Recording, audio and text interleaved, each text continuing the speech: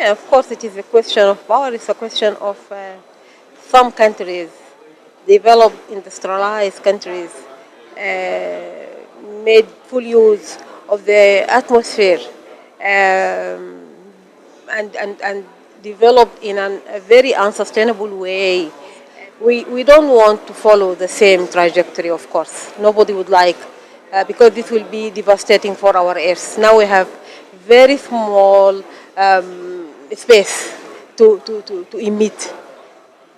When we get into the negotiations, we end up negotiating numbers, 1.5 or 2, 2080 or 2050. Behind those numbers are people. And we will not be able to engineer a transformation to low carbon growth and more resilient development if we don't take everybody with us. We cannot afford to leave anybody behind. Again, we are showing that inequality, climate change, economic growth, they can go hand in hand in many cases, right? So issues like social inclusiveness, for example, also can be addressed by having a new technology, new methods, and also a consensus building among all the stakeholders to move in one direction. And that equity, that the ending of inequality while we build a greener, cleaner future is a fundamental element of all of this. And I think it's very worrying that some of the arguments here have been actually about taking people out of the text.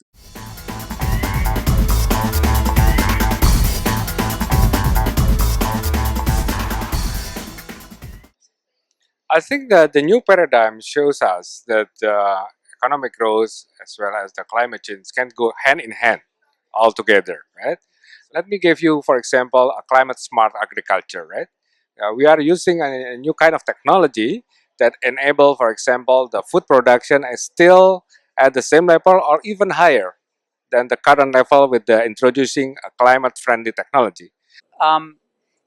A lot of countries now, as they grow, are looking for sources of energy. The way in which technology has developed with the fall in the price of renewable energy, particularly solars, now gives countries opportunities to develop their energy sector in a much cleaner, more renewable way than other countries were able to do so in the past. Same thing, development and economic growth need to happen, basic needs need to be met, jobs need to be created, competitiveness needs to be maintained and enhanced, but we have to do it without carbon in the economy. So what we're seeing is more and more countries pricing carbon, more and more countries getting their energy prices right, more and more countries looking at how to manage the landscape so that you can reduce emissions, create jobs, and increase agricultural productivity. And little by little, we're beginning to see countries work out how they want to engineer a transformation. So I think it's the experience of China, of course. We should learn from it. The fact that the Chinese are currently suffering not only the impact of climate change, but also local pollution. That is why most of the developing countries are now trying to put the green development strategies that will take into consideration sustainable management of their natural resources. In particular, in urban areas, given comprehensive ways of thinking about urban planning, it's possible to develop cities that are both mobility friendly, so you can move people around quickly, can encourage growth, can also have a low carbon footprint, and be responsive and resilient against changes in climate going forward.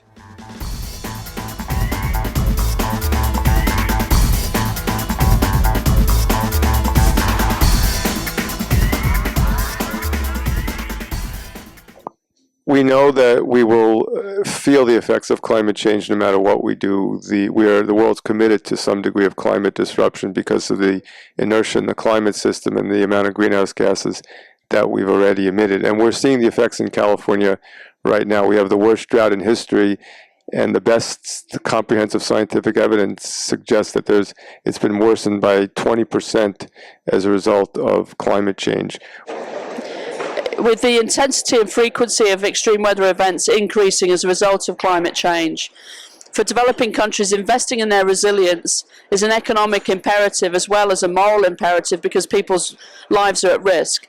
So the international community has to support developing countries to make those investments now. And the economic rationale for that is it costs more in relief than it does to invest in resilience. And in a world where finance is constrained, we are going to have to move forward quite quickly on this.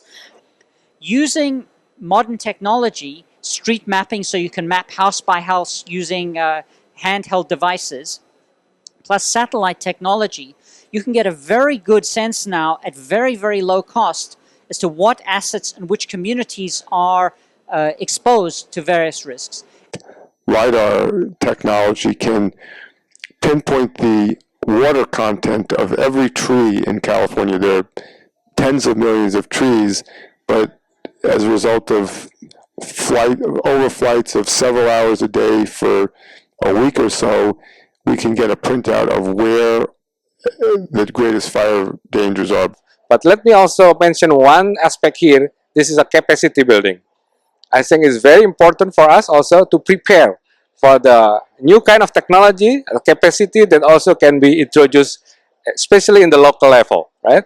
Sometimes we are dealing only on the conceptual and design engineering, but also in the very ground level, so that the village people, for example, can operate and maintain their own project by themselves, so they are self-sufficient in introducing a new technologies such as the solar cell, right?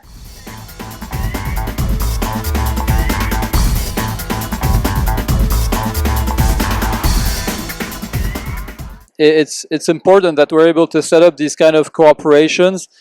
Technology transfer is key, but in this example, I'm not sure in which way the technology transfer goes, to be honest, because as you know, China has now become a leader for renewable energy technologies and products. If you look at electricity grid equipment, China has also become a leader, and it's actually a standard setter, which is quite striking, because a few years ago in the electricity grid market, it was only European and American companies who were the standard setters. What we're also seeing is what I think is a series of what we call working coalitions, where governments are deciding that they can't wait for global consensus, and on an issue where they have a material interest, they're linking up with business and with civil society and setting targets for a sector or for an issue. The Tropical Forest Alliance, countries and companies trying to reduce carbon and deforestation in the supply chain. So I think this is actually a new model of governance, and it's emerging very quickly. If a project is supported by all stakeholders, right? And to do so, you have to have a good knowledge sharing as well as knowledge disseminations, right? And for that reasons, we are creating what we call the Center of Excellence. But this is not a standalone Center of Excellence. Center of Excellence that also being connected with other think tanks, with other research institutions that can go work hand in hand.